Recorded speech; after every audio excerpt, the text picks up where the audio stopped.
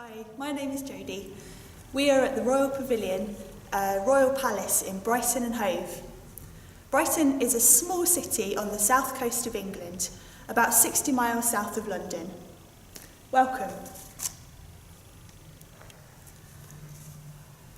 The Royal Pavilion was built by King George IV when he was Prince Regent. It was originally a tiny farmhouse, and over the years he added bits to it more and more, and it became this beautiful, extravagant palace. So when Prince George built the Royal Pavilion from the small farmhouse, he was really inspired by India and China. So he decided to try and combine ideas from both. And what you'll see is a building that looks like it should be from India on the outside, and then when you walk in the door, suddenly you're almost like you should be in China. It's an incredible mix of ideas and inspiration. The room that we're in today is called the music room, and George loved having parties, he loved eating, he had lots of big dinners and concerts and music and dancing, and this room would be full with people in their amazing dresses and suits dancing to the small hours of the morning. In 1914, the First World War broke out, and as I'm sure you're aware, India became one of the first places to send troops to the Western Front.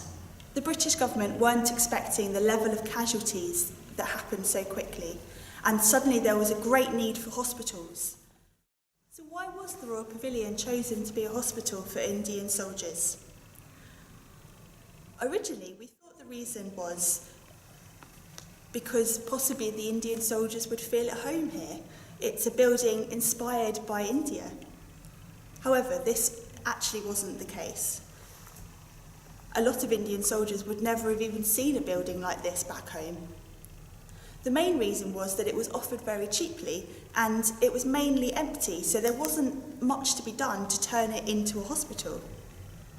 This building was transformed in 2 weeks from this to a ward for Indian soldiers.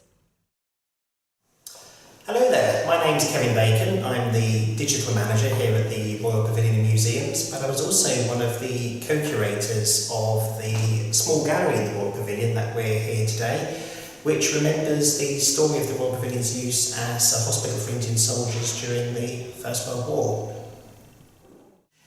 So, as part of the process of converting the Royal Pavilion into a hospital for those Indian soldiers, it had to be equipped to do several things. The most obvious one was to actually be able to care for the men and to treat them. So most of the large rooms here, which still look like they were designed for lavish banquets and balls going back to the Regency times, but those rooms were all converted into hospital wards. And also 2 operating theatres were set up in the Pavilion Hospital here, one in the Royal Pavilion itself, just off the banqueting room, and another one over in Brighton Dome, the former stables, which had become a concert hall, and an operating theatre was set there just off the main auditorium, which would become a ward. And those operating theatres were actually very well equipped. They were even able to source X-ray equipment, which was quite a challenge at the time, because at this point in the First World War, the best X-ray technology came from Germany, which was obviously Britain's main enemy at the time, so we couldn't import them. So we had to rely on cheaper, inferior versions from the United States, which worked, but apparently had a habit of occasionally blowing up. But for all that, this was pretty much as state-of-the-art a hospital as could be established in 2 weeks.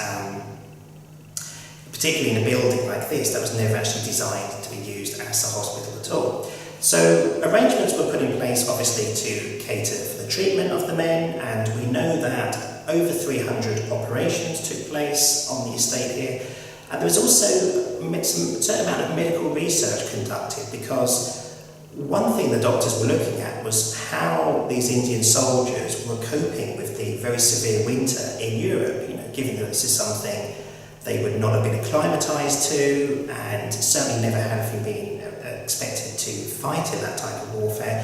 One of the things they were looking at were, for example, diseases and some of the ailments that the men were suffering from when they were admitted here.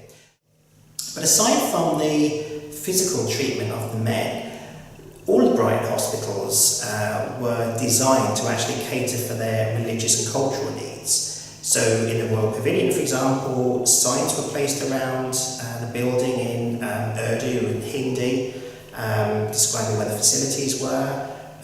Separate water supplies were set up so that Hindus, Sikhs and Muslims didn't have to share the same water tap.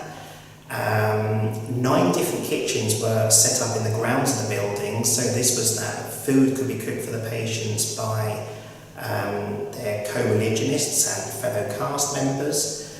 There was even a micro-industry that established itself in Brighton, which was producing foodstuffs specifically for the hospitals here. So we have a lovely photograph of the backyard of an enterprising butcher named Mr. Tate, who converted his backyard into separate slaughterhouses for halal meat for Muslims and jhatka, which is a different slaughter method used by Hindus and Sikhs at the time. So enormous efforts are being made to actually cater for their cultural needs, and perhaps most poignantly in terms of those soldiers who actually died here.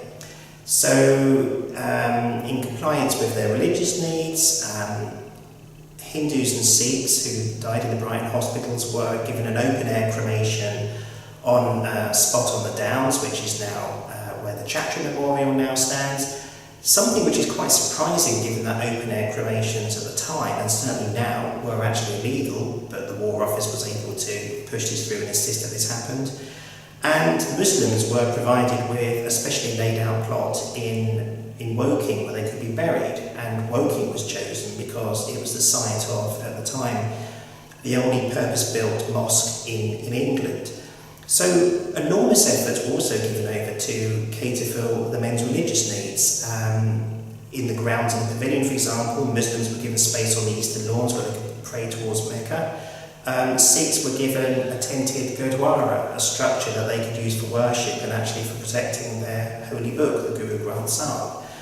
So, aside from the whole medical needs and actually establishing a hospital that could physically treat and care for the men, it also became almost like a new social experiment, how to set up facilities in a small bubble in the south coast of England that would really almost replicate some of the customs and values that these Indian men would expect. To give you just an idea of how the Indian hospital might have looked in practice, here we have a painting by a local artist named Charles Burley, which shows the music room of the pavilion as a hospital ward. And it's a lovely painting because while we have many really quite wonderful photographs showing the hospital wards, they're obviously monochrome, they're black and white, so we lose a lot of the colour and detail that we see here. But they also tend to be quite formal, partly because these men are all under military discipline, and when these photographs were produced, there was normally a military officer standing behind the photographer, ensuring the men looked very prim and proper. But also because in the pavilion, the light levels traditionally are quite low, so the photographer had to use a fairly long exposure time, so the men had to stay quite still at the time the photographs were taken. But this lovely painting by Charles Burley actually gives you a sense of the colour and the social life, and actually the diversity of men themselves, where we can see, for example, the different colour turbans, for example. And yes, it's a really good and quite rare reminder of what a lively place that hospital would have been for that period. So what did the Indian soldiers themselves think? Lots of letters were sent back to India, written by soldiers here at the Royal Pavilion whilst they were hospitalised. It is evident from the letters that many of the soldiers were very pleased with the level of care they received while they were at the hospital.